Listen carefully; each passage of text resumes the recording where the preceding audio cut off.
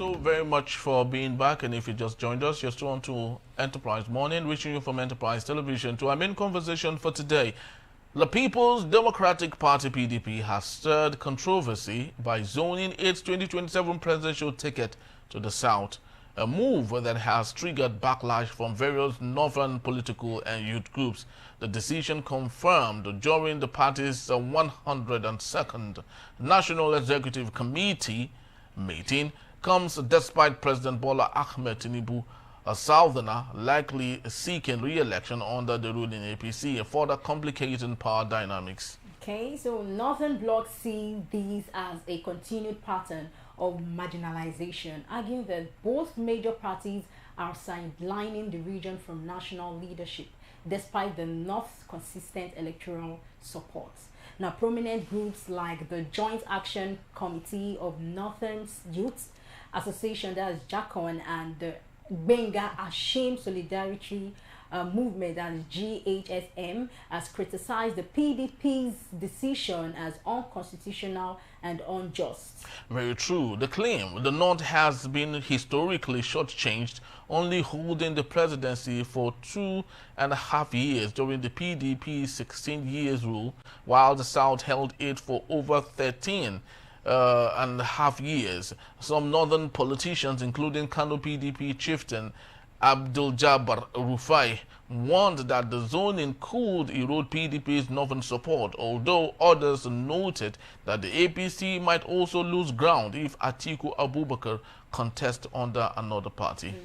Very well said. Despite the discontent, several southern PDP leaders have defended the zoning decision as a necessary step for party unity and credibility. Now, figures like Chief Bode George and PDP Deputy National Legal Advisor Okechukwu Osuoha argue that the move aligns with the party's rotation principles and strengthens internal cohesion. Very true. So let's get talking. We have Emeka Madunangu. Thank you so very much, Emeka, for being here. Thank you. Are you there? Emeka Madunangu, are you there? Okay, I think we lost him. We lost him. I think he would rejoin back in when we get everything all sorted out. But just to speak on this particular matter, what do you think about this? Do you think it makes any sense that the northern part of Nigeria are still complaining, that the presidency has been removed from them and given to the southern part of Nigeria, and saying it's unconstitutional when we know it's party politics? There's nothing unconstitutional about it because it's not in the constitution that any person, any region should have the presidency. What's your take? Well, I would say that this whole thing, number one, has to do with politics, and number two, taking it away from the northern and taking it to the other side. I mean, I think it's a way of, it's more of like a strategic way of zoning this party, right? And in fact, I would say, I tell people that 2027 is here already. 2027 is tomorrow. So the government, all the parties would try as much as they can to strategicalize how to zone this party or zone the other party. I don't know if, well, I just feel everything has to do with politics, and I am certain for sure that this all not taking this out, bringing coming out from this side of probably maybe like a northern or southern and all that, I think there will still be a solution to all these things. Okay, so it's a matter of time. Okay, it's a matter of time, right? That things would align. Emeka, are you there? Emeka Madunangu, are you there? Have you joined us? All right, so while we wait for Emeka to come back to us, lots of people have stated that all of this move is more of giving President Bola Tinubu an opportunity to win yet again. Because while other people might disagree with that, because they said that when you zone it to the southern part of Nigeria, it means ultimately that the vote is divided in the south of Nigeria. Yes. Just imagine someone from the southeast of the south gets the opportunity. Let's say Peter Obi, for example, is wooed into the PDP or Goodluck Ebele Jonathan is rolled into the PDP, it means ultimately, to some extent, that every vote in the south of Nigeria and the southeast of Nigeria might definitely go to either Goodluck Jonathan or Peter Obi, which means it's only possibly the southwest that might vote for Bola Tinubu. Then the north part of Nigeria would be a divide between who they will love to follow.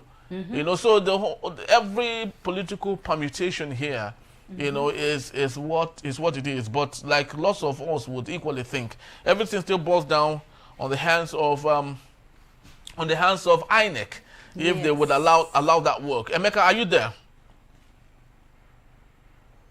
Okay, so Emeka is not yet here, but of course this is still Enterprise Morning. Let's go for right here. okay, beautiful. Oh, okay. Hello, right here. I'm right here. Beautiful. Welcome. Yeah, so Emeka, I do not know if you heard our prologue or the reportage that we have on how the northern part of Nigeria are not excited because the presidency with the PDP is zoned to the south. So why are they really angry?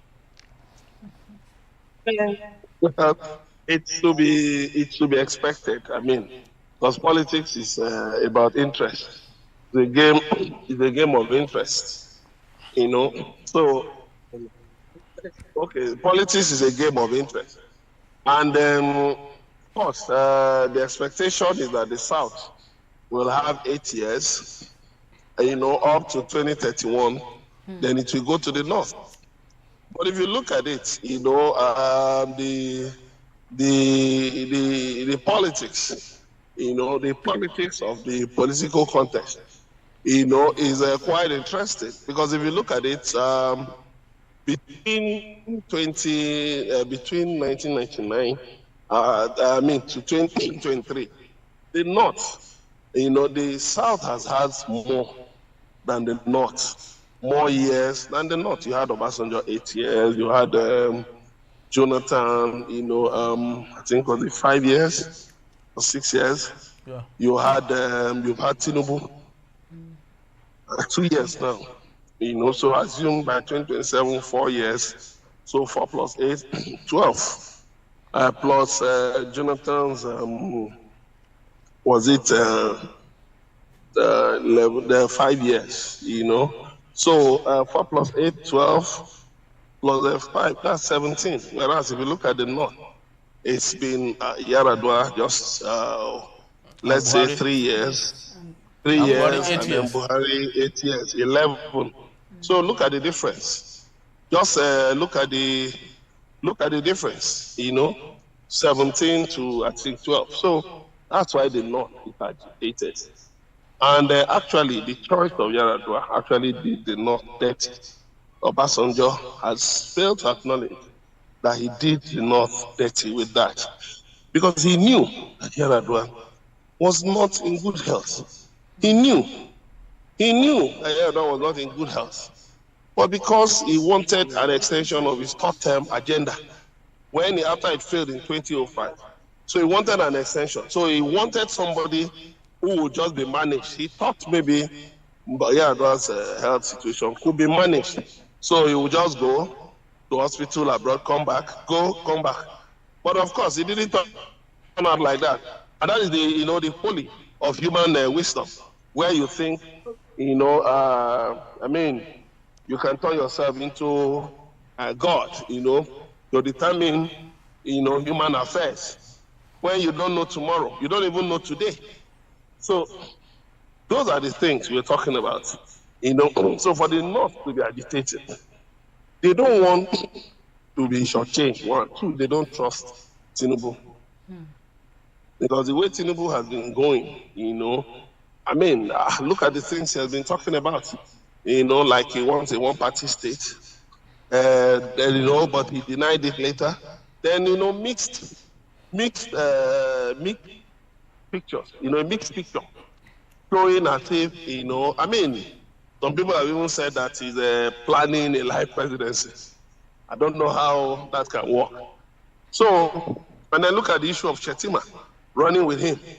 And they've come out clearly to say, no, that Shetima, he will not run with Shetima. He will choose somebody else. you know. And so that has agitated some parts of the North that, okay, what this man did as governor of Lagos State, is he trying to repeat it, where he had 3 deputies in 8 years? So those are the things to consider. You know, that's why the North is saying, throw the contest open.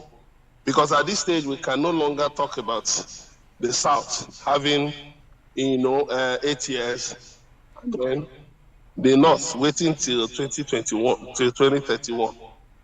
Thank you. Thank you so very much, Emeka, because it's actually very factual. But at the same time, the big question is, does it really matter? Despite having 17 plus years for the South and 12 years for the North, nothing has changed really. Nigerians are more concerned about would they have food when they get home? Can they afford to pay school fees?